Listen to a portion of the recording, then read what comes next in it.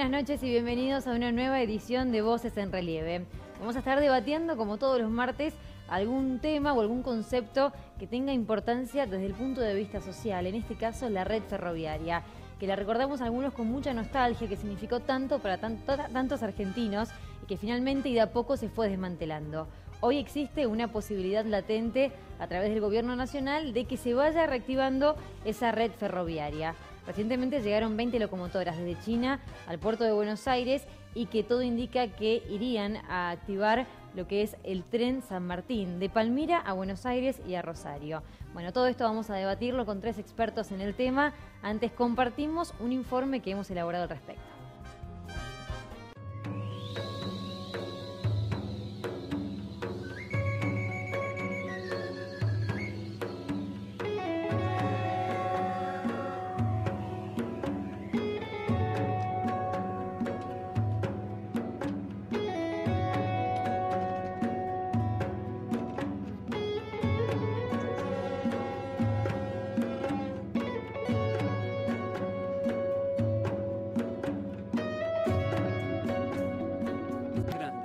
Se creó en el año 1952, era prácticamente una pequeña ciudad a 3.100 metros de altura.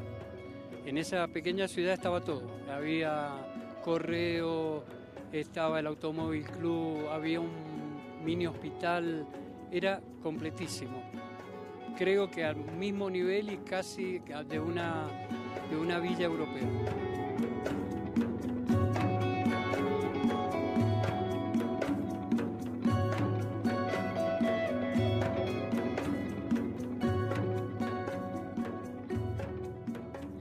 Este es un pueblo que fue fundado en el año 1912, donde por la llegada del tren, del ferrocarril, el 3 de diciembre del mismo año. Con el ferrocarril era un apogeo acá.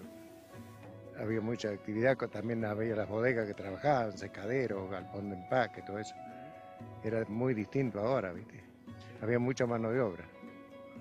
Mucha mano de obra y el tren también, que la fruta se cargaba todo por el ferrocarril, que la 188 no estaba hecha todavía, ¿viste? El día 3 de diciembre como la fecha de aniversario de nuestro distrito, con el motivo de la llegada del primer tren en forma oficial a nuestra estación.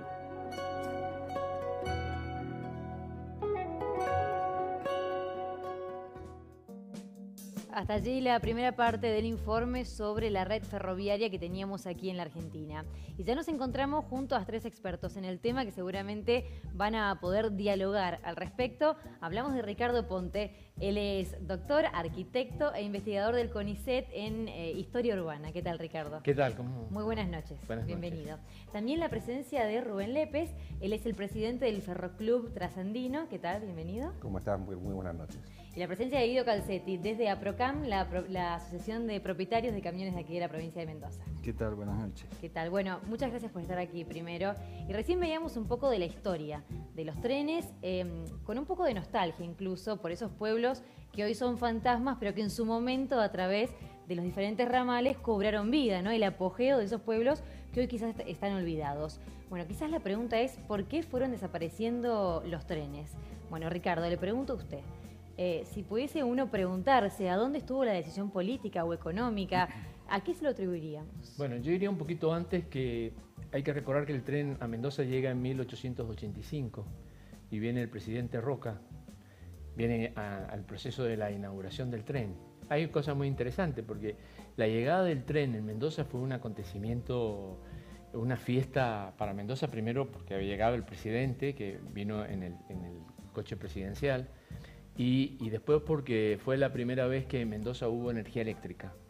Se montó una exposición a raíz de la inauguración del ferrocarril en un sitio que es donde hoy está el Correo Argentino, ahí se llamó el Palacio de la Exposición, y el presidente recorrió desde Belgrano, bajó por lo que sería Aristes, Villanueva y Colón, inauguró la exposición, la llegada del ferrocarril. A Mendoza llegó la primera provincia del interior, me imagino que primero Buenos Aires. No, fue jalonando, ¿no es cierto? En esta conquista hacia el oeste, ¿no es cierto? Va jalonando, llegó a San Luis. Fue en orden, perfecto. Claro, llegó a Río Cuarto, ¿no es cierto? San Luis, Villa Mercedes, ¿no es cierto?, después Mendoza y después San Juan. Ajá. Entonces, esto fue un acontecimiento tan importante que todo se llamaba el ferrocarril, por ejemplo. Tuvimos un diario que se llamaba El Ferrocarril, tuvimos hotel que se llamaba El Ferrocarril. El ferrocarril fue el internet del siglo XIX. Claro, nos conectaba con el país entero. Nos conectó con el mundo, con todo, y es todo lo que le cabe a internet, le cabe también al ferrocarril.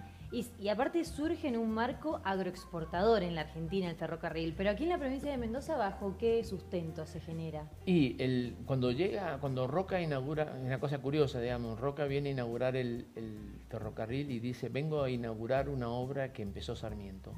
Pocos gobernantes van a tener ese tipo de reconocimiento, vengo a inaugurar una obra que inició otro. ¿Y qué tenía? Bueno, la idea era conectar con el puerto de Buenos Aires, y Mendoza va a cambiar esta vista que hoy tenemos, una vista atlántica. Antes Mendoza tenía una mirada hacia el Pacífico. Recordemos que Mendoza fue fundada por la corriente colonizadora de Chile. Ajá. Así que Mendoza perteneció como provincia de Cuyo a la Capitanía General de Chile. Así que no era solamente un tema hacia la capital del país, sino más bien hacia Chile. Claro, Mendoza había mirado hacia Chile siempre, porque en 1776 se crea el Virreinato del Río de la Plata con capital en Buenos Aires, pero en 1810 los movimientos emancipadores también vinculan de vuelta a Mendoza con Chile.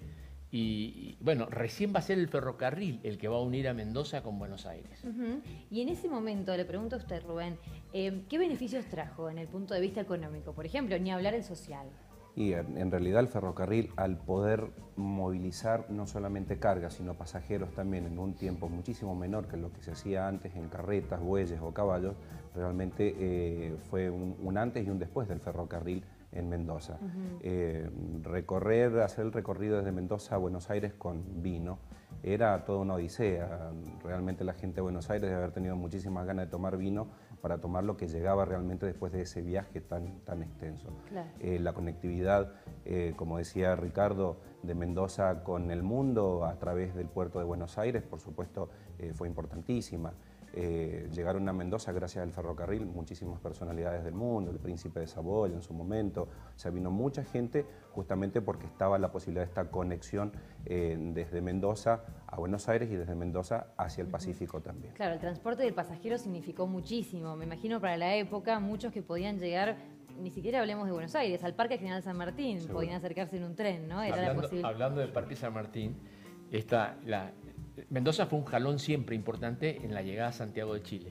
Entonces, a veces cuando, por ejemplo, los príncipes que no venían a Mendoza a conocer Mendoza, ¿no es cierto? Iban a veces a Chile, ¿no es cierto? Llegaban a Mendoza, bajaban a la estación y de ahí los subían a un carruaje, conocían el Parque San Martín y se iban. Es decir, lo único que habían conocido... La atracción. Uno mismo lo dice, ¿no es cierto? Lo único que habían conocido de Mendoza era su parque. Claro. Siempre fue un atractivo el Parque General San Martín. Claro, pero de un tiempo a esta parte fueron avanzando en otros medios de transporte. Y te pregunto, Guido, los camiones de a poco ganando terreno, hoy el principal medio de transporte, por lo menos de carga, ¿no? ¿Cómo fue ese avance del camión al tren? Bueno, hoy el 95% de las cargas que se transportan dentro de la Argentina es transportada por camiones. Bueno, esto es lamentablemente los diferentes gobiernos que vinieron estando en la Argentina hicieron de que el ferrocarril fuera perdiendo vigencia, fueron dando concesiones a diferentes empresas privadas, las cuales no hicieron las inversiones necesarias para que el ferrocarril tuviera un manejo bastante más acorde a las necesidades de la Argentina. Y bueno, hoy nos encontramos con esa problemática de que el 95% se transporta en camión y solamente un 5% se transporta en ferrocarril, cuando en otros países prácticamente se transporta 50% en ferrocarril y 50% en camión, con un multimodalismo que hace que los dos modos de transporte se combinen. Claro, una suerte de complemento, como pasa en otros países que usted mencionó. Son complementarios, o sea, que funcione el ferrocarril no significa que el camión va a tener menos trabajo, significa que va a tener un trabajo diferente.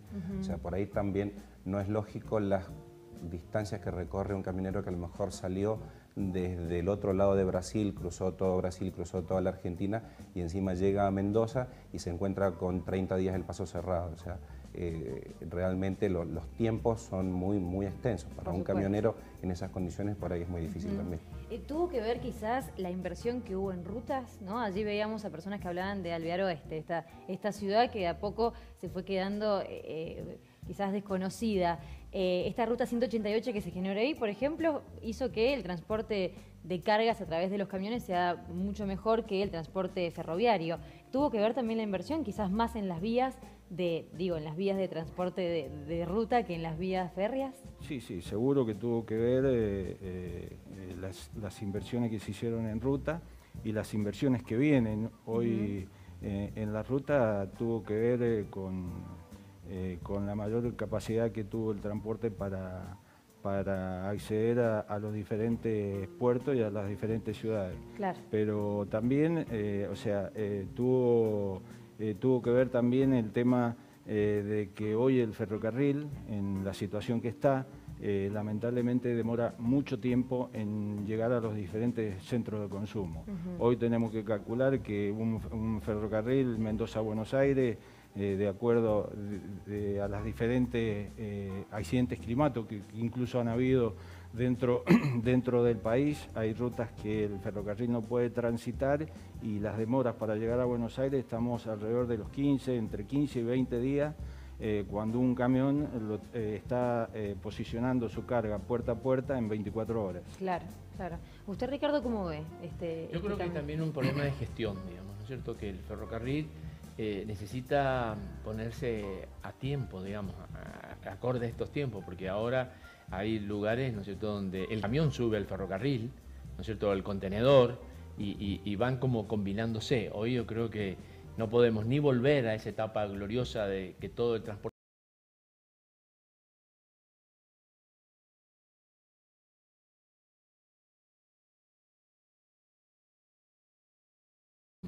por múltiples factores que, digamos, mejor los va a contar acá el compañero de APROCAM, ¿no es cierto? Pero yo creo que hay que hacer soluciones intermedias.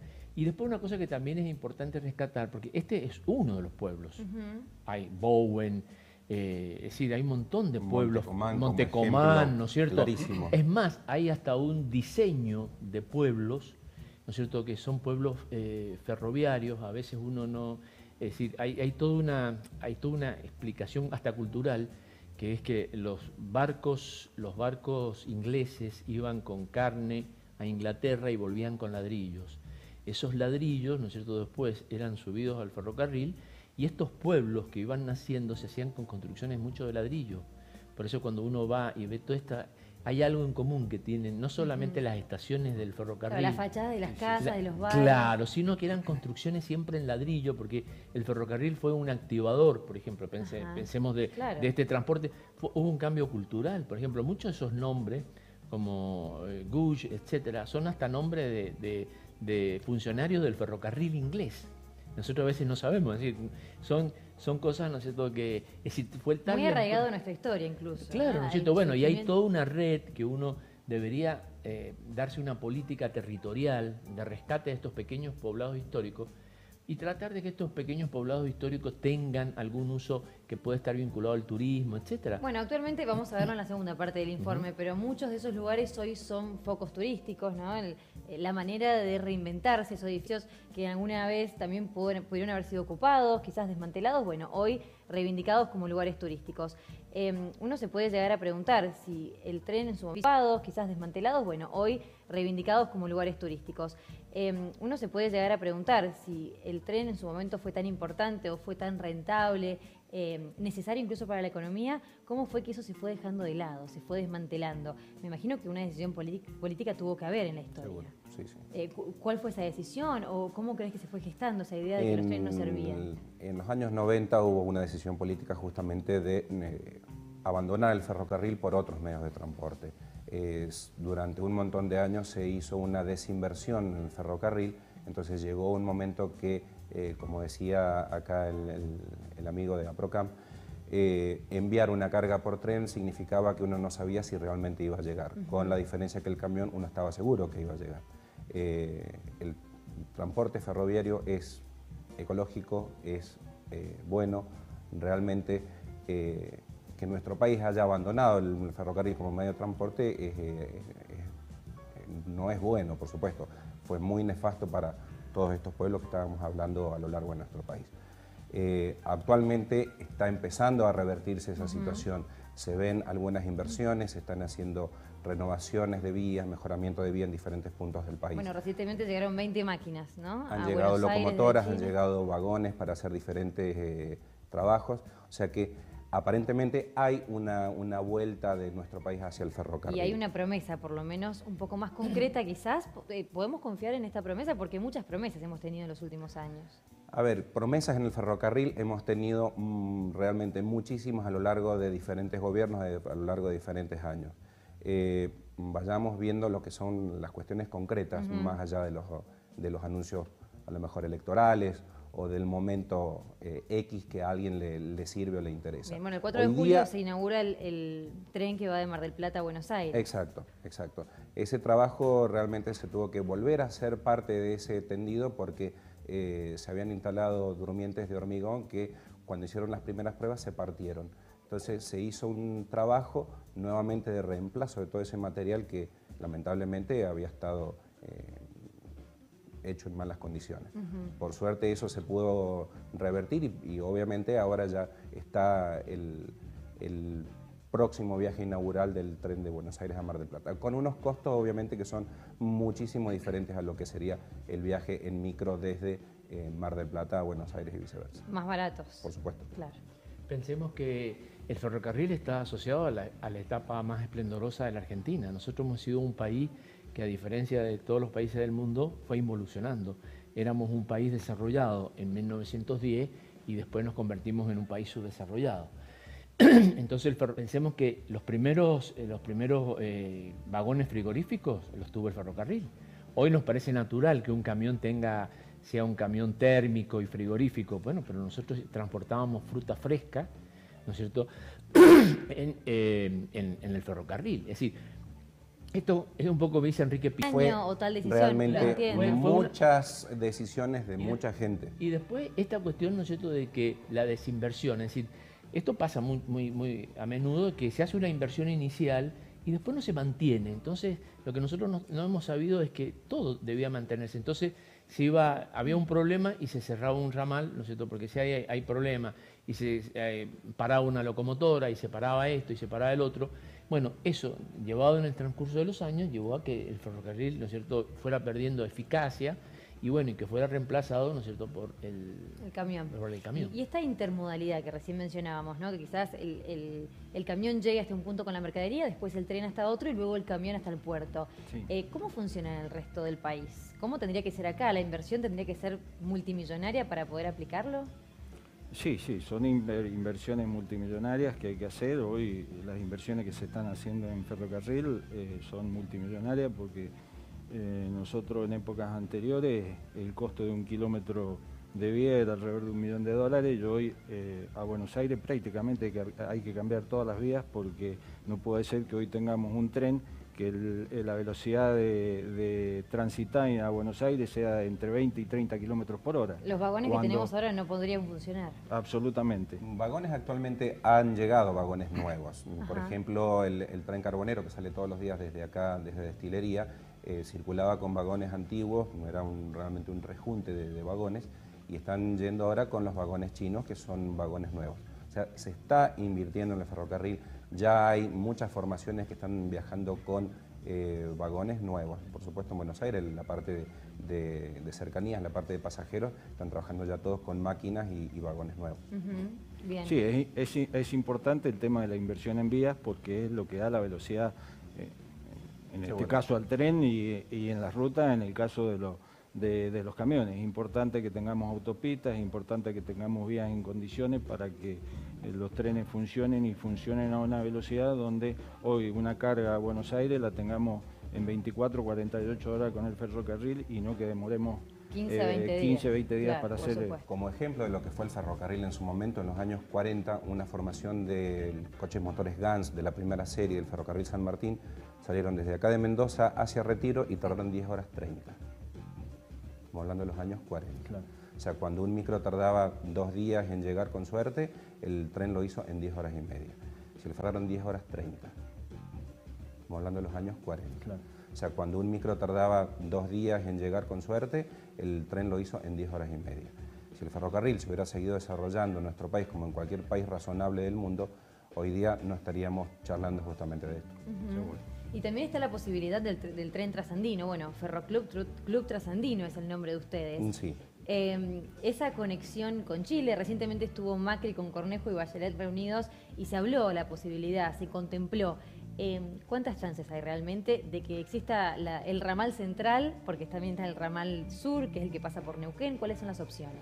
Realmente lo que estuvieron charlando nuestro presidente con la presidenta chilena sobre el ferrocarril trasandino no ha habido mayores novedades desde hace bastante tiempo. Pero hay intención del lado chileno, por lo menos. Siempre hubo algún interés, pero en realidad esto es una cuestión de decisión política de ambos países. Si los dos países se ponen de acuerdo, la empresa que es la dueña del proyecto tiene gente interesada, hay empresas muy importantes, realmente de renombre, que estarían interesadas. ¿Cuánto era el monto? El monto ha variado todos los días, o sea, hoy día el monto miles de millones de son dólares. miles de millones de Claro. dólares. Hay empresas realmente muy grandes interesadas en lo que sería la reconstrucción del ferrocarril trasandino.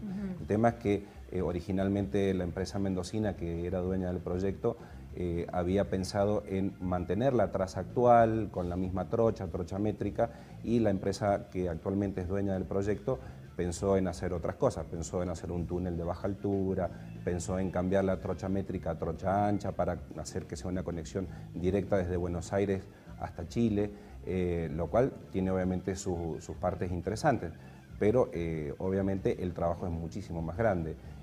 La trocha métrica se utiliza justamente en montaña porque es más simple el tema de las curvas y puentes y túneles, todo lo que son obras de arte. Lo lógico no todo lo que sería... es la parte de infraestructura. Al cambiar a una trocha ancha, obviamente el trabajo es muchísimo más grande. Claro, y lo lógico no sería, en el desconocimiento absoluto del tema, que sea el mismo tipo de vía que viene desde el interior del país. Sería muy bueno que en el país tuviéramos, en todo el país, la misma trocha, pero es difícil, o sea, tenemos muchísimos lugares. El tema de la trocha tuvo que ver con razones militares, porque nosotros, como siempre, partíamos de la hipótesis esta de que Brasil íbamos a tener una guerra con Brasil, entonces no quería que Argentina tuviera la misma trocha que Brasil. ¿Para qué? Para que los trenes con tropas no pudieran ingresar en la Argentina. Entonces, cuando llega a Uruguay o las provincias de Entre Ríos, hay una trocha y nosotros tenemos otra trocha interna del país, otra trocha en el norte. Esto era un poco la geopolítica también del siglo XIX. Y también tiene que ver con, Chile, empresas, que también hemos tenido... con las empresas ferroviarias que Claro. en su momento no fueron todas inglesas, Bueno, trabajaban francesas, con claro. diferentes trochas también. Entonces, todo lo que es la parte del ferrocarril. Y en montaña, generalmente son trochas más pequeñas que en el llano. Claro. Bueno, no solamente la inversión, sino también que la empresa encargada de hacerlo en todo el país y a Chile también tenga la suficiente razón como para poder lograr un sistema que funcione. En España, por ejemplo, estuve leyendo y el 95% también es con camiones, porque no es la misma trocha en todo el resto de Europa. Por eso, porque la idea es que se cambiara la trocha para que no pudieran ingresar, para que no pudieran ingresar los trenes europeos a España, que tuvieron que hacer todo un montaje con el talgo y en toda esa época. Sí, en alguna oportunidad creo que cuando ingresaban los convoyes de Brasil, como es trocha más chica, llegaban a Buenos Aires y tenían que cambiar el vagón a un bogie de trocha ancha para poder seguir el viaje. Claro. Bueno, momento de hacer una pequeña pausa, así de paso descansamos un rato y ya volvemos, no se vayan.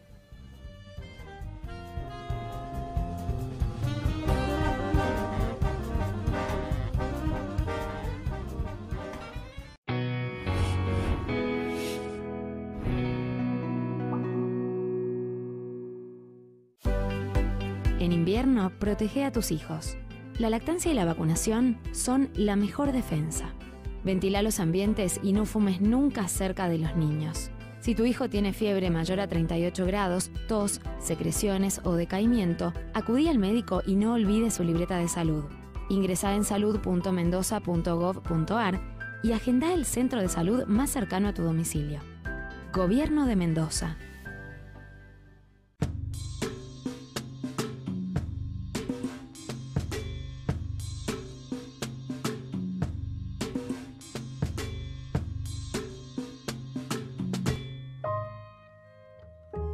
Por ahí muchos comentarios sobre las fotos que yo hago.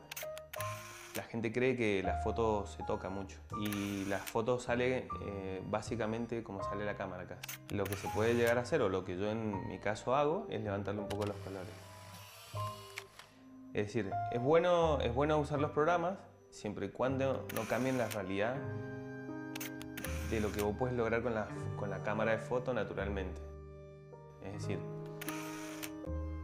por más que toques una foto en un programa, si la foto es mala, va a seguir siendo mala. Martes, Acequia.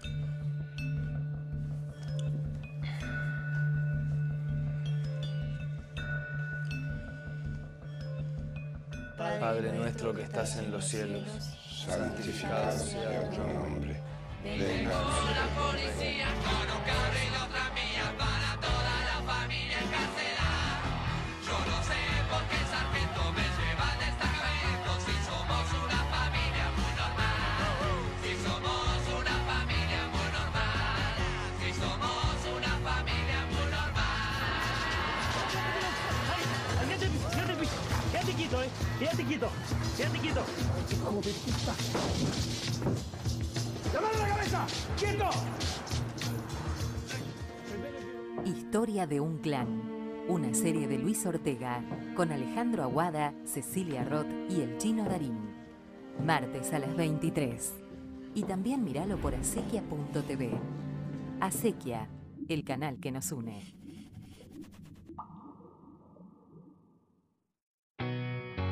Estás viendo Voces en Relieve. Lunes a viernes, Acequia. Levante contra las pesadillas. ¿Dónde estás? ¿Bestia mía? ¡Tu pesadilla ha llegado! Capitán Dark. O sea que yo... Sí. ¿Voy a ser? Sí. ¿Un Capitán Dark? Sí,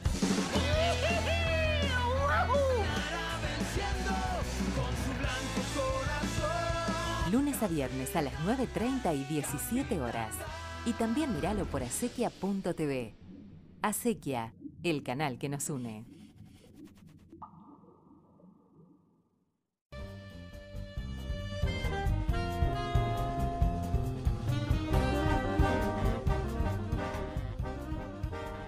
Segundo bloque en Voces en Relieve, seguimos en el debate de la reactivación de la red ferroviaria aquí en Argentina. Compartimos a continuación la segunda parte del informe.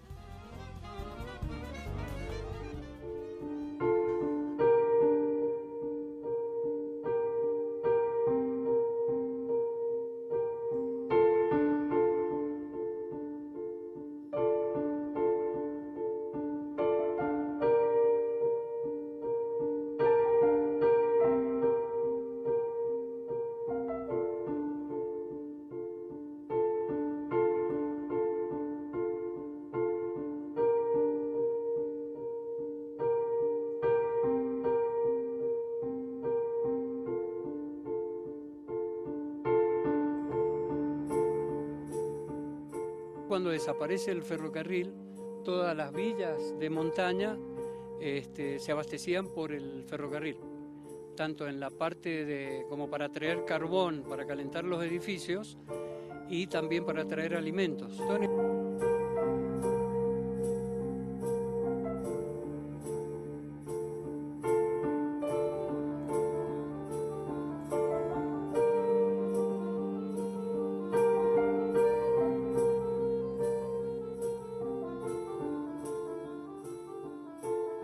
La gente se empieza a ir y se transforman casi en villas fantasmas.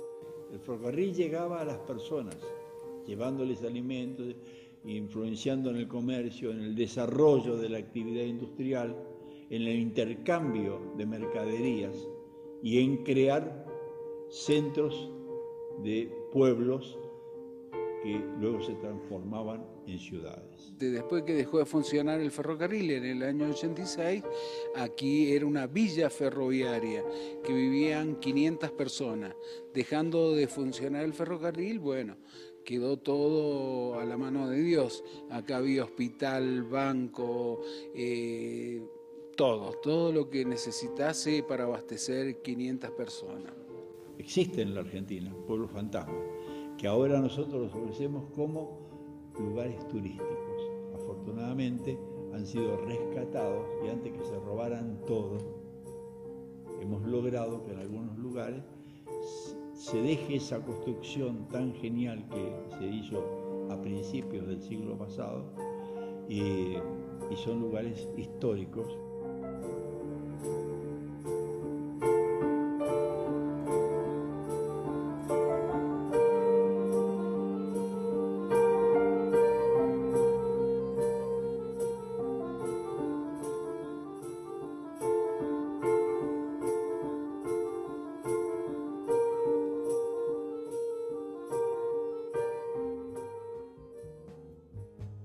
Bueno, un poco incluso de lo que ya antes mencionábamos, ¿no? Sigue arraigado en la historia argentina, que tanto tuvo que ver. Sin embargo, hoy se presenta la red ferroviaria como una gran posibilidad, por ejemplo, en cuanto a la competitividad de la economía. En cuanto se pueden reducir costos para poder ser competitivos afuera. ¿Cuánto de eso es real? ¿Cuánto de eso puede aplicarse en cuanto a esto, la multimodalidad del camión y el tren? ¿Se puede mejorar realmente el precio? Es fundamental en la Argentina, sobre todo por la cantidad de kilómetros que tenemos que recorrer dentro del territorio, para todo lo que es los commodities, que es necesario el ferrocarril. En el norte del país es fundamental que el ferrocarril funcione para poder transportar todo lo que es el agro desde el norte a los diferentes puertos y ser competitivo. El camión, lamentablemente, por las distancias que recorren y porque últimamente la mayoría de los municipios, tanto nacionales, provinciales y municipales, se han encargado de encarecer el modo de transporte por camión porque han visto la forma de cobrar diferentes impuestos a través de los vehículos que circulan por la ruta. Y eso ha hecho de que el transporte se encarezca en un 20% a nivel nacional. Claro, que el flete sea uno de los costos más importantes a la hora de exportar. Así es, así es. Sí, casos concretos, Iscamen en Mendoza, que se cobra un canon por ingresar a la provincia, automáticamente San Luis copió lo mismo y ahora se cobra para salir de la provincia de Mendoza, siendo que tenemos una provincia que no tiene mosca y sin embargo entrando a San Luis pagamos un canon para la desinsección de los camiones. San Juan copió lo mismo y hoy transportar una mercadería de Mendoza a San Juan, prácticamente el 10% del costo del flete de la mercadería se paga en estas barreras fitosanitarias que han ido copiando las diferentes provincias, pero como modo de recaudación y de poder mantener el estado grande que hoy tenemos. Hoy un viaje de Mendoza, de carga, ¿no? De Mendoza a Chile, ¿en cuánto está? Hoy para un camión. Un viaje alrededor está entre los $1.200 y $1.500. En su momento, cuando el ferrocarril trasandino estaba en pleno auge para ver si era viable, las diferencias que teníamos con el flete entre camión y ferrocarril no eran tantas. Que creo que eso es un poco lo que paró el tema el tema de seguir con esta posibilidad del trasandino. ¿Y hoy seguirían siendo así los costos? En realidad el tema del trasandino en su momento tenía que ver con las dificultades técnicas que tenía el trasandino. El trasandino tuvo en su momento de mayor esplendor unos costos operativos muy altos. Entonces no podía transportar mucha cantidad de vagones por las pendientes, tanto del lado argentino como del lado chileno, y eso hacía que los costos por ahí no fueran tan interesantes. Claro, tan redituables. ¿Y hoy no sería igual la situación? Hoy, con el proyecto actual, obviamente es totalmente diferente porque se habla de un túnel de baja altura, se habla del cambio de trocha, o sea que la realidad hoy día sería muy diferente. Realmente, por supuesto, dentro del proyecto está la posibilidad de que el camión directamente suba al vagón ferroviario y hacer el trayecto del camión sobre el ferrocarril hasta llegar al punto de destino y ahí terminar hasta el servicio puerta a puerta con el camión. Más allá de las condiciones medioambientales, los siniestros viales que hoy están tan en boga, o que por lo menos en Mendoza lamentablemente tenemos que mencionarlo tanto, podría ser una gran posibilidad, e incluso como mencionaba, ¿no? Trasladar el mismo camión dentro de la red ferroviaria. Sí, eso se hace en diferentes lugares del mundo. Ajá. El camionero llega a la estación ferroviaria mientras estaciona su camión sobre una plataforma, el mismo personal de la estación asegura el camionero se traslada al coche dormitorio donde puede descansar, puede comer y demás, y el trayecto lo hacen de noche y al otro día termina en un pequeño trayecto a lo mejor de 50, 70, 80 kilómetros para terminar con la carga en el destino. Eso en su momento impensado, me imagino, Ricardo. Claro, yo creo que también hay que pensar que yo, por ejemplo, yo también en Estados Unidos he visto redes ferroviarias abandonadas, he visto pueblos abandonados, he visto puertos abandonados.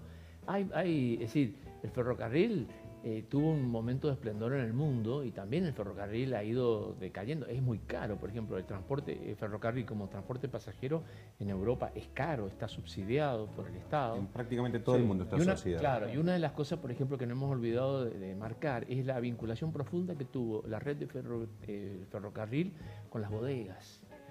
Los trenes entraban, cargaban en las propias bodegas. Esto es un poco lo que nos ha permitido a los mendocinos usar el metro tranvía, porque hemos usado esa red, ¿no es cierto?, que era importante de conexión.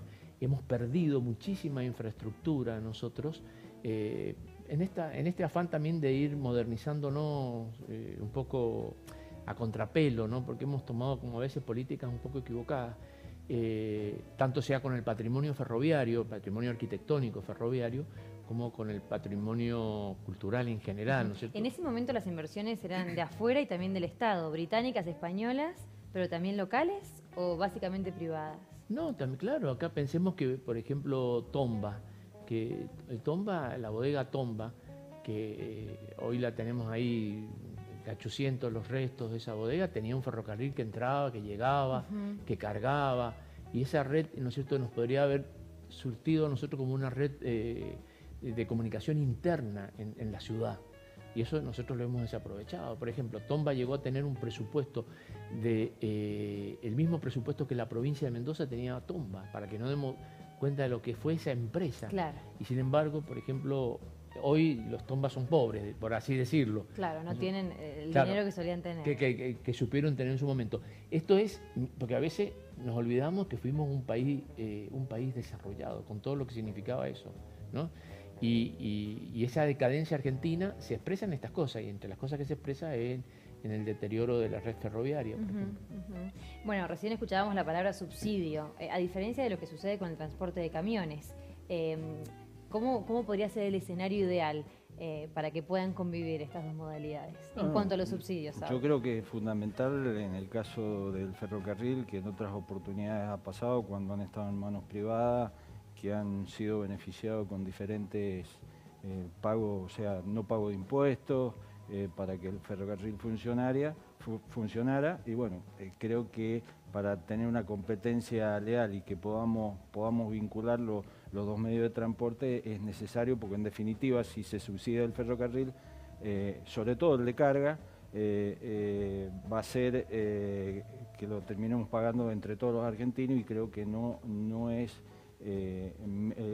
lo mejor que tiene que suceder. Claro. En realidad lo que se subsidia en el mundo es el ferrocarril de pasajeros, porque el ferrocarril de pasajeros no da ganancia en prácticamente ningún lugar del mundo. Lo que hacen las empresas ferroviarias estatales es subvencionar la parte de pasajeros con las ganancias de la carga. La carga sí da ganancia en el ferrocarril, porque Con una locomotora uno puede llevar el cargamento de 20, 30, 40, 50, 100 camiones, dependiendo el tipo de locomotora, dependiendo del tipo de cargas y demás. Como ejemplo, una empresa del norte que envía azúcar hacia Mendoza esporádicamente por el ferrocarril Belgrano, viene con 18 vagones de azúcar y a esta empresa le sale todo ese viaje el costo de un vagón de azúcar. O sea que para una empresa X que envía un producto, el ferrocarril sí es rentable. Por supuesto necesitamos que sea competitivo, que los plazos sean los que corresponde, que si el camión en 24 horas entrega, el ferrocarril entregue no mucho más lejano en tiempos que eso. Claro, claro. Podrían haber además nuevos puestos de trabajo, ¿no? Por supuesto, sí, seguro. Bien.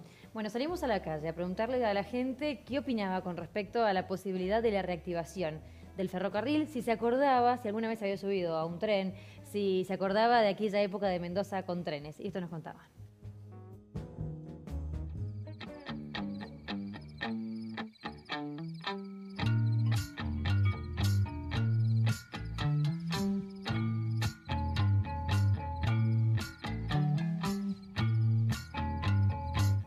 Una vez cuando fui a Buenos Aires. Sí, en Buenos Aires y acá en el Metro Tranvía. Sí, varias veces. En el Metro Tranvía. Sí, muchas veces.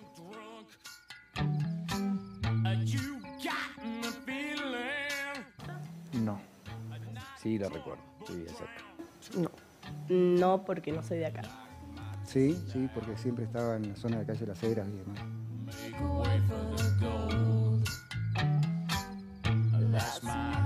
Sí, me imagino que la vuelta del tren. Sí. Supongo que es viable. Sí, puede volver. Para como está hoy, creo que es inviable. No, inviable. Técnicamente inviable.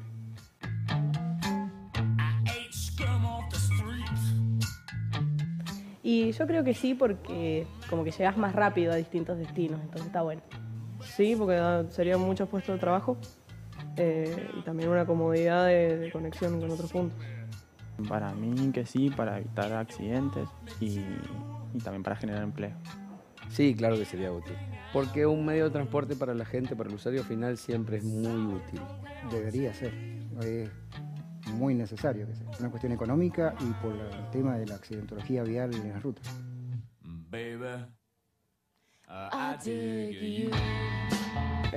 Sería de trabajo, mucha mano de obra y también para conexión turística. Llegar más rápido a distintos lugares. Lo económico, lo laboral, porque cada una de las zonas donde tienen estaciones que va parando va generando fuentes de trabajo. Y llegaríamos como a los destinos más rápido. Y de nuevo traería trabajo, porque el tren siempre trajo trabajo para la gente. Muy bien, la opinión de la gente. Algunos se acordaban del tren, algunos ya habían subido a un tren en alguna ocasión en su vida. Me gustaría preguntarles a ustedes. Me imagino que sí, ¿se acuerdan? Bueno, ni hablar, Rubén, vos que estás adelante de un museo de la red ferroviaria aquí en la Argentina, en Mendoza. Contanos de qué se trata. Sí, nosotros presentamos nuestro proyecto hace tiempo a la Municipalidad de Godoy Cruz y con un acuerdo que hicimos con el municipio, nuestra ONG, juntos estamos gestionando el Museo Ferroviario de Godoy Cruz en Venegas. Y la gente se acerca, tiene La gente se acerca todos los días en la mañana, se acercan los chicos con las escuelas haciendo visitas, hacemos visitas guiadas por supuesto, y la gente que, sobre todo la gente mayor que se acerca, siempre tiene un buen recuerdo del ferrocarril. Gente que por ahí vivió cerca de una estación, se acuerda que el lugar de juego, su patio de juego era la estación, se subían a los vagones, bajaban. Y realmente el adulto que va dice voy a volver con mi hijo, voy a traer a mi nieto, es un lindo lugar. Bueno, y más allá del pasado, pensando en el futuro y las posibilidades que tenemos, en el resto del mundo, ¿cómo funcionan los trenes? ¿Son viables? Recién mencionabas, Ricardo, que por ejemplo en Estados Unidos habían estaciones también abandonadas. Claro, hay una cosa, por ejemplo, en Nueva York, el parque que es la gran novedad en Estados Unidos, en Nueva York, es el Highland Park, que es unas vías de ferrocarril que llegaban al puerto, que iban por altura, ¿no es cierto? Iban como si fueran puentes, y eso llegaron a un puerto que hoy no existe. Entonces lo iban a demoler y todos los vecinos se juntaron, hicieron todo un emprendimiento privado, diría. Y hoy es la gran, no te puedo decir la cantidad de turistas que van a ese parque, porque aparte es un parque ecológico y hay, está jalonado por cuestiones de confiterías, el otro. Y hace el recorrido, es el recorrido del tren. Del tren original. Del tren original, Claro. Entonces, donde pasaba por un puente, ¿no es cierto? Y ahí han puesto bares, etcétera. Y han hecho de una infraestructura que había perdido actualidad en uno de los sitios más visitados en este momento en Estados Unidos y en Nueva York. Es un sitio súper turístico, vinculado a cuestión de un parque ecológico que es casi como la vegetación que crece al lado de las vías del tren. Esa era un poco la idea del parque, es decir, no era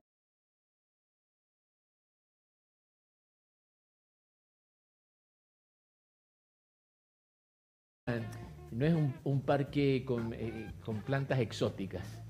Y es increíble, digamos, los turistas alemanes, franceses, ingleses, todo el mundo queriendo conocer ese parque alto que han hecho en Nueva York.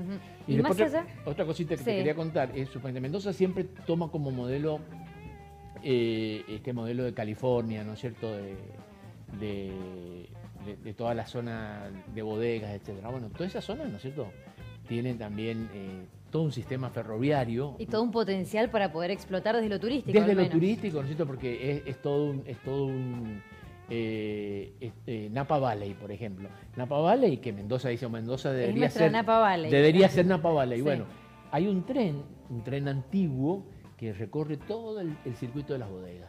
Y más allá de lo turístico, desde lo económico, pregunto, ¿en el resto del mundo se está invirtiendo en trenes? Por supuesto, se invierte en trenes y sobre todo se invierte en la parte de pasajeros en trenes de alta velocidad.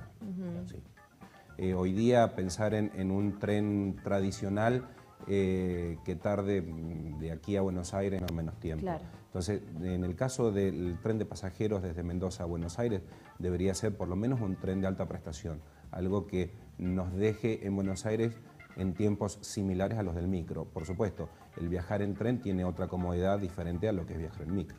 ¿Y cómo funciona esa complementación con los camiones afuera? Afuera sí, ¿Funciona? ¿no? Afuera funciona mucho. En el caso de Brasil hay todo un sistema desarrollado de transporte donde no va la unidad, o sea, no va el semi y el camión sobre el transporte, sino que utilizan el semi como vagón. Es algo que está funcionando en Brasil y que va de puerto a puerto, donde lo único que tiene que hacer es acoplar los bogies a los semirremolques, y el semirremolque sirve de vagón, y en cada punta están las unidades tractoras para poder retirar esos semis y llevarlos a la descarga sin necesidad de tener que mover la mercadería, porque también el tema de mover la mercadería, es toda una logística, claro, o sea, eso tiene un costo extra que es personal, que es maquinaria, entonces tiene un costo extra, y de esta forma lo único que se hace es enganchar el tractor y el mismo semirremolque llevarlo al lugar de la descarga, y bueno, también se reduce en costo ahí. Bien. Bueno, toda una inversión. Esperemos que en algún momento llegue. Es un gran anhelo de varios sectores de la economía actualmente. Ahora hay que pensar que con esto de los pasajes aéreos de low cost, poca viabilidad le veo a que el ferrocarril pueda llegar a competir. Claro, a competir con un Mendoza-Buenos Aires low cost, ¿no es cierto? No, seguramente competir en cuanto a costos, en cuanto a tiempos no, pero sí en cuanto a costos. Quizás sí con el colectivo puede competir. Seguramente. Ya los colectivos no soportan la competencia con las aerolíneas. Las aerolíneas actuales, imagínate con el low cost, ¿cómo va a ser eso? Bueno, quizás toda una política de Estado alrededor de eso, porque incluso es una decisión. Seguramente. Bueno. Yo creo que de todas maneras esto pasa un poco porque pensamos al futuro, pensando en una Argentina pujante, en una Argentina donde todos los medios puedan... El avión, todos deberían micro, y ser, tren, camión, complementarios, seguramente. Ser complementario, así que creo que es una visión a futuro que es bueno remarcarla. Bueno, esperemos. Bueno, les agradezco la presencia, ya nos quedamos sin programa. Como último comentario, si quieren, un minutito cada uno, Ricardo, a modo de conclusión. Yo creo que Mendoza tiene mucho y le debe mucho al ferrocarril, y y me parece que no debería estar lejana, digamos, esa posibilidad de que en toda la zona del Parque Central, o ahora que llaman distrito sustentable, etcétera, digamos, se olvide un poco esta presencia del ferrocarril, que tuvo algo muchísimo que ver con esta cuestión de que Mendoza se entraba por el sur, porque se entraba, digamos, a favor de la pendiente. Es decir, el ferrocarril ha tenido una lógica y ha tenido una racionalidad de la cual deberíamos seguir aprendiendo. Bien, bien. ¿Rubén? Invitar simplemente a todos los mendocinos que, si quieren recuperar un poquito de esa historia del ferrocarril, se acerquen por el Parque Venegas, ahí tenemos el Museo Ferroviario y seguramente van a pasar un muy buen momento. Bueno, y Guido, un poco recién hacías una conclusión. Sí, en definitiva eso, creo que hoy tenemos que trabajar la parte pública-privada en mejorar todos los sistemas de transporte para que la Argentina pueda ser competitiva a nivel internacional y podamos sacar nuestros productos, no solo commodities, sino que podamos sacar productos con valor agregado. Y que sean competitivos afuera. Claro, así que tenemos mucho por hacer para adelante. Bueno, muchísimas gracias por estar aquí presentes. Gracias a ustedes. Y les agradecemos también a ustedes por acompañarnos una vez más en Voces en Relieve. Nos encontraremos el próximo martes con otro tema de debate social. Hasta luego.